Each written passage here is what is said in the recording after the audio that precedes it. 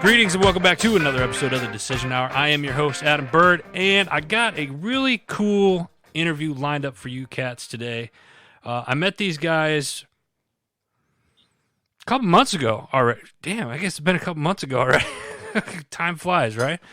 Met these guys a couple months ago at the Great American Outdoor Expo up in Harrisburg, Pennsylvania, and they had a booth set up, and it was really cool what their organization does. I have Dan and Ken from Operation Reboot Outdoors, which is located in Maine, and I'm going to leave it at that because I'm going to let these guys kind of explain it, but this is a veterans hunting and fishing and get people in the outdoors, and this was near and dear to my heart because everybody that has been following me for the last decade knows I love being in the outdoors, and I love what this organization is doing. So, fellas, welcome to the show.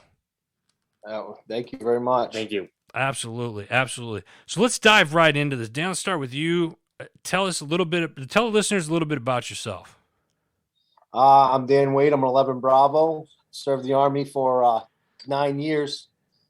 Served with the 25th ID, and then I got recalled into the IR. Went over to Iraq in 07, and I've been to Afghanistan in 04 with the 25th, and got medically discharged in 2010, and moved right over to Boston where my wife was a news producer for Channel 5 News, and it just wasn't lining up. And being around the city environment, coming from country Maine, or what we call the Western Mountains area, pretty rural, and I was up all night and stuff like that, and I was stuck inside the apartment, and Maine just started calling me home, and I eventually moved back to Maine, but things still didn't line up. And there was one thing missing was that camaraderie and structure and that brotherhood and sisterhood when we were serving. And I tried to get into some other organizations up here, and it just didn't happen. And so I took it upon myself with my wife pushing me to start my own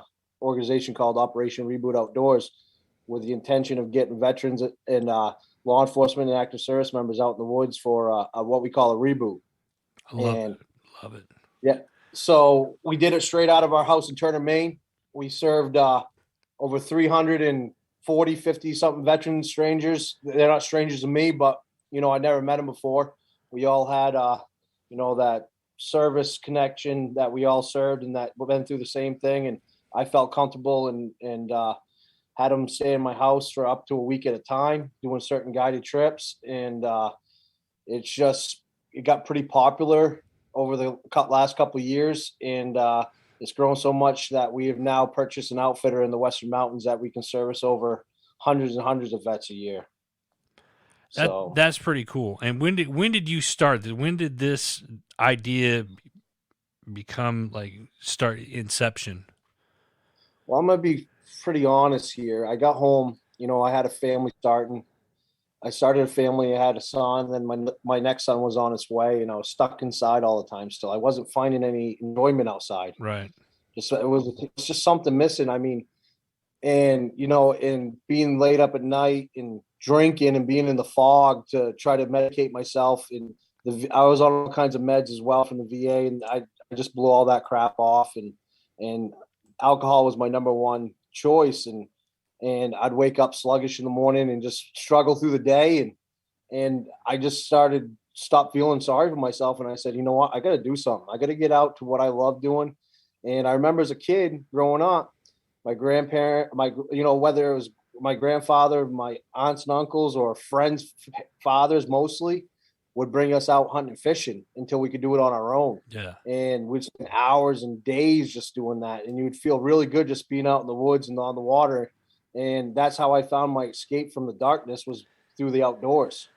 It's crazy you say that. I grew up in northern Wisconsin, and in a small town, but my grandparents had property out farmland out in the woods, and I'm actually getting ready to go up there in a couple of weeks to spend some time up in my tree stand. And it's just sometimes you just walking. You don't even want to do anything. It's not even hunting. Just go up there and just sit. You know what I mean? And you just listen to nature. You listen to the squirrels running around. You listen to, the foxes and all the wildlife coming in. And it is so peaceful and you're unplugged. And I tell people this, like we live in such a fast and paced lifestyle right now. I just got off the road from being on the road for 2 weeks, and you know, we carry these things, you know, in these handheld computers in our pocket, and life is just boom, boom, boom, boom, boom, boom, boom, boom, boom. And sometimes you just got to unplug. And like where we're at, up where our cabin is,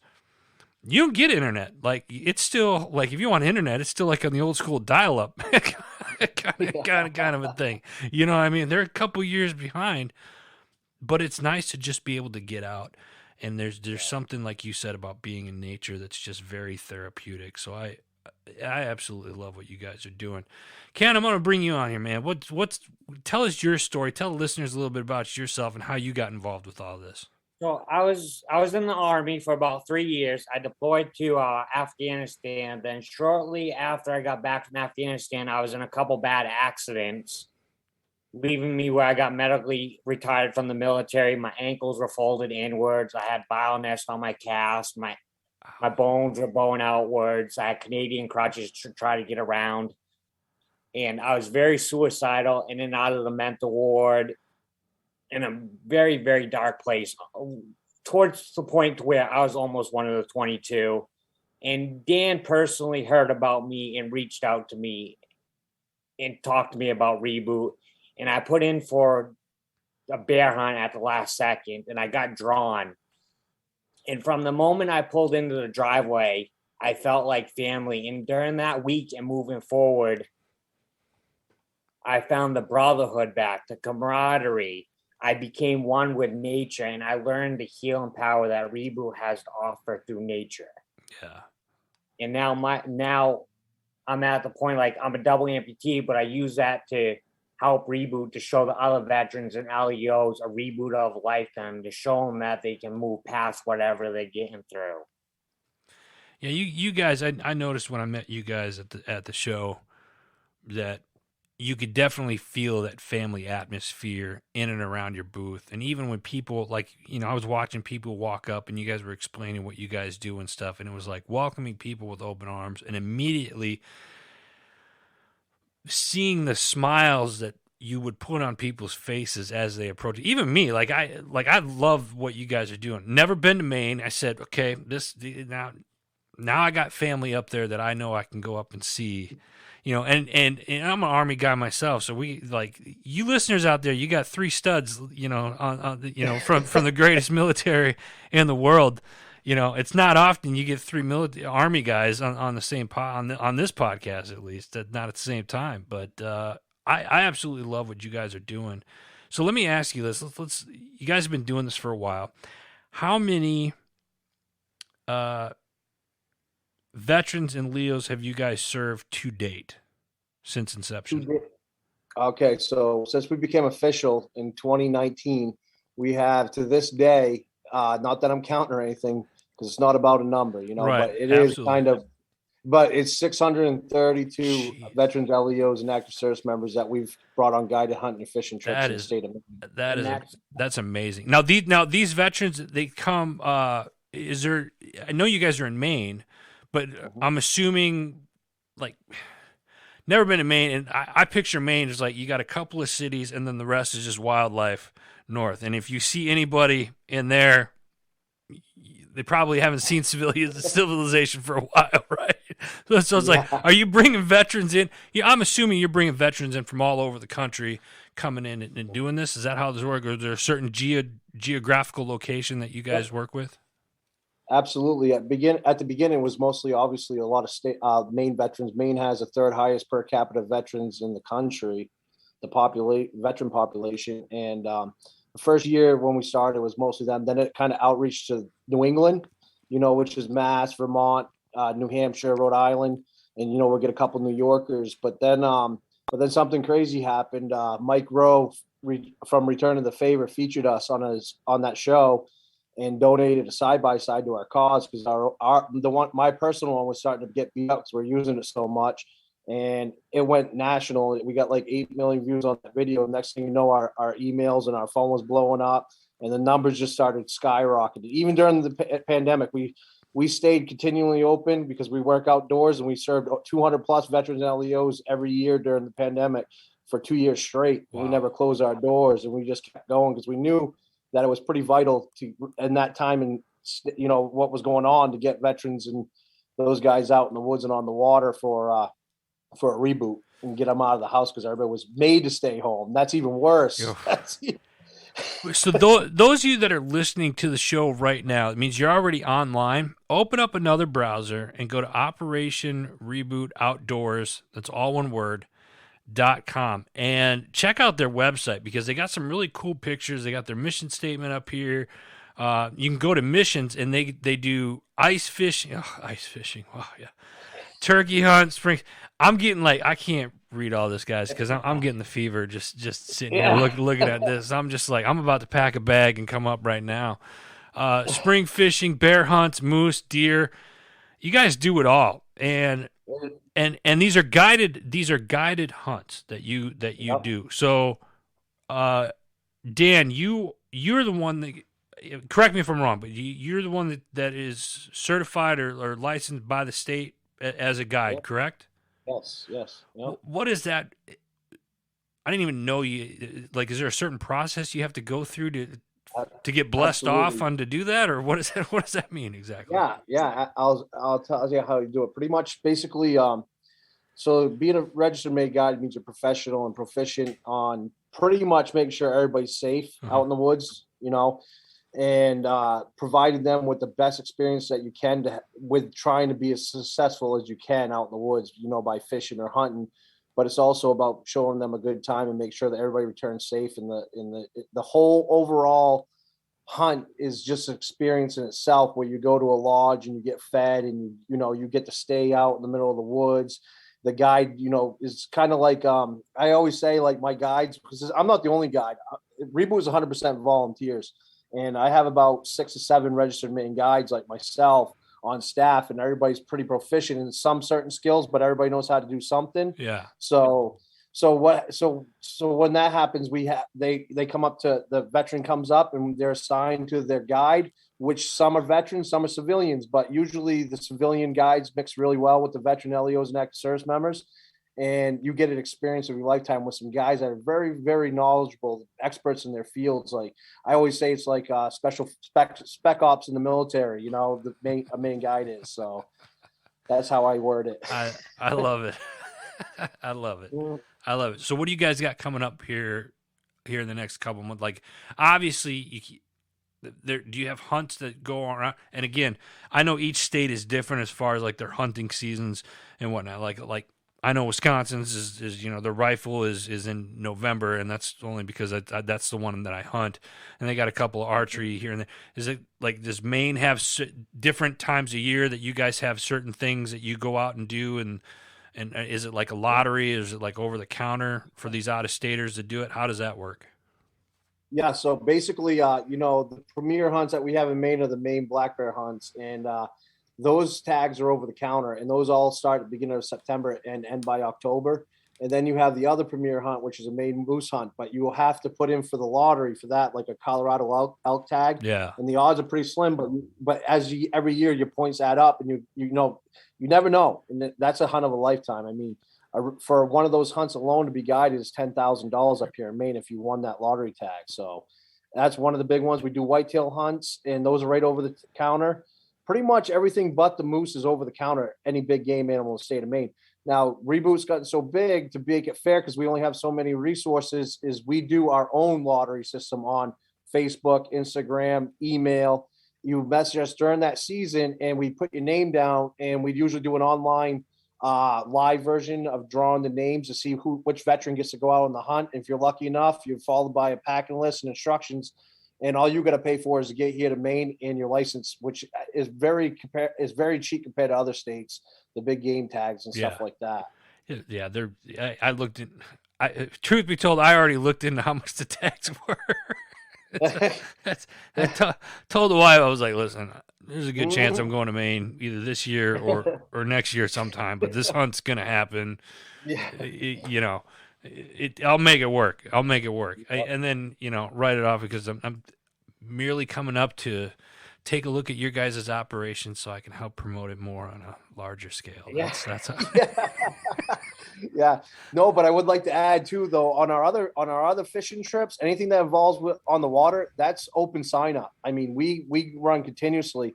If there's a group of 3 vets or even a single veteran that wants to come up, yeah. then we're more than willing to take them out. They pick the dates. They look. We send them a calendar with the ones with the circles on it. They pick those dates, and we lock it up, and we start planning for their trip to come up to Maine to catch a. You can catch brook trout, landlocked salmon. We do bass. We do pike, northern pike. We do perch, crappie, all that stuff. Anything you think of. Yeah, I love it. I saw one of the pictures where trying to see a pull. It was the homepage, Big Pike on your homepage there. I was just like, God, that is ice fishing too. Yeah. Yep. I love it. I love it. What do you guys want the listeners to know about your organization, and really what is it that you guys are looking for that a listener, that somebody's listening to this, how they can get involved, or how can they help be a part of what it is that you guys do? I think I want to tell the listeners, like, I started Reboot because I didn't have a support system because I lost all of you when I got out. And I wanted to create a family strong enough that if I fell down, or any one of our brothers around us when we're out here fall down, somebody's right there to help them, carry them along till they can get back on their feet again. And that Reboot fights a 22 a day, but we're just a preventative measure. We're there to struggle along with you. I'm doing this struggling every day. This, running this organization and doing all the stuff we do is stressful. And I'm keeping going forward because of all you guys out there, to have you come here and have the best time of your life, and to feel that again, what we felt when we were in formation, all out there bullshitting out in formation before we doing stuff. And that, when you add that camaraderie and the experience in the outdoors, that's when the real magic happens, because you're around like-minded people and you're all the same. You've been through the same thing. And I feel that alone is therapeutical, and it offers something that any psychiatrist, doctor can provide, and that's what we need. And that we're the only answer to help stopping this pandemic of the 22 a day. And, I really want you to take out of this. I don't want any of your money. I don't want any donations or anything like that. It just comes, you guys. And what I want you to do is, if someone's struggling, tell them about Reboot. Tell them about organizations like us that get them out there, get them over that fence to be able to join that organization. It might help save their life. It may make their life easier and the struggle easier. It may help them come out of the fog. That's why I started this. I didn't start this for any selfish reasons. Right. I have a family of kids, and I could hunt the rest of my life quietly and fill my walls, but I chose to help you guys out, to show you my Reboot. And maybe yours isn't the same as the outdoors, but it shows you can still find the love of what you like to do. And that's why I started Operation Reboot Outdoors. I love that. Kim, what do you say? Oh boy. This is obviously I left them speechless. Yeah, this obviously has changed your life dramatically. Let me ask you this: how many years have you been working in going to Reboot? 2018, 2019. Yeah, you've been here three years now. About 3 years. 3 years. And like me personally, I could care less if I harvest or catch another fish in my time, because I know the moment they harvest a fish or harvest an animal, that smile in that moment and stuff, they're feeling what I felt, what I felt when I first came to Reboot. And that's our goal right there, is to show them that there's life outside the military. There's life beyond what they're struggling through, and that they just need that help push to get there, and that they have their brothers and sisters there to back them up no matter what. You guys are doing some incredible stuff up there. And folks, again, if you're listening to this, you're already online. You got to go check out Operation Reboot Outdoors. It's Operation Reboot Outdoors.com. I'll have the links in the show description underneath. And if you know somebody that needs a reboot and loves the outdoors, or maybe they don't know they love the outdoors yet, get them up there, get them involved, have them start looking at this and spread the word about this, what this organization up in Maine is doing, because it's absolutely awesome. And we need more organizations like this out there. And we need, and I'll go as far as to say is, I think getting the word out, before, like I think you need to get the word out when they're transitioning out of the military, too. I think the transitioning side of it is a big thing, and let the men and our brothers and sisters know is when they're coming out, hey, this is what's going to happen. This stuff happens, but there's organizations out there that get you back on track, gives you that reboot, put your, as you say, put that, the azimuth, get you back true north, right? And I absolutely love this, and I may be saying just because I'm an outdoors guy and it's easy for me because I look at this stuff and I'm just like, man, if it was up to me and I didn't have to do anything else,